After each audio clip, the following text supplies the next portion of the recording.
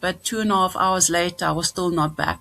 And I was basically at that time having the time of my life because I was not in my body and I didn't really care what was happening to my body either. So the first impression I had that I was in a pitch black tunnel or so-called tunnel, and I was like tumbling along in a top speed towards something which I haven't got a clue what that was. I just know that I was actually a little bit scared in the beginning because it was just pitch black. But that scaredness only lasted a second because all of a sudden I felt this great force of love coming towards me. And it is like somebody is really engulfing you. And I wasn't scared anymore. But I was still going, as if like in a fetal position, I was going through that tunnel. And all of a sudden, in the distance, I saw a speck of a very bright light. And that speck of bright light was becoming bigger and bigger the closer I got to it. And my first impression was, oh, geez, I'm going to go blind because it just really,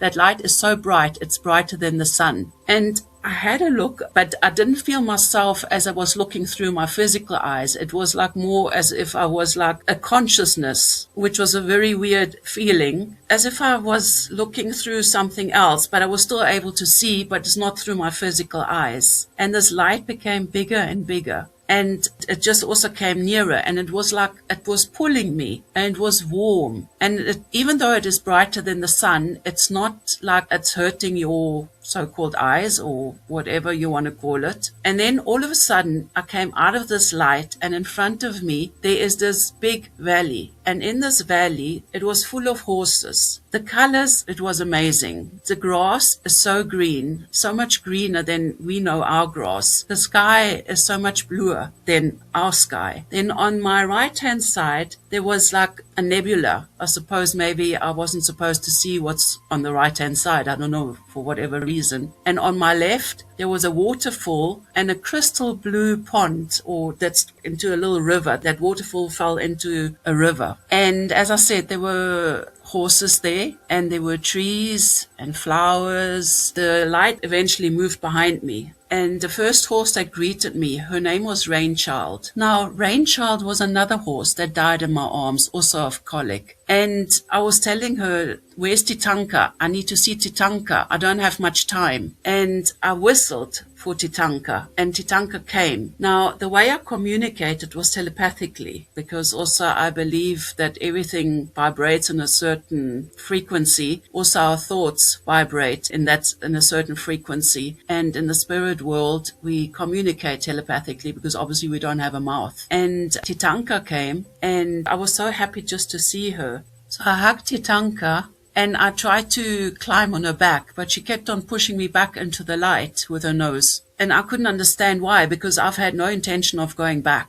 I just felt so much love there, and the beauty of this whole place is just unbelievable. And if you compare it with the love that is here on earth, yeah, sure, you love your parents, you love your husband, wife, children, friend, whatever, but the love compared to that is nothing compared to the love that is in that place. And that really stood out for me, is that love. And the more I tried to get onto Titanka's back, the more she kept on pushing me into that light, because I suppose it wasn't my time to go. And I really tried to make an effort to get out of that light. And eventually she gave me one big shove back into that light. And then everything went dark around me. And all of a sudden I felt like it's like a jolt that you're back in your body, and everything went dark again. It was such a weird feeling, and also mixed with sadness when I eventually woke up, because it took them 2.5 hours to get me out of that state that I was in, because my blood pressure wouldn't come up. Yeah, eventually they managed, and my mom was there sitting next to me. And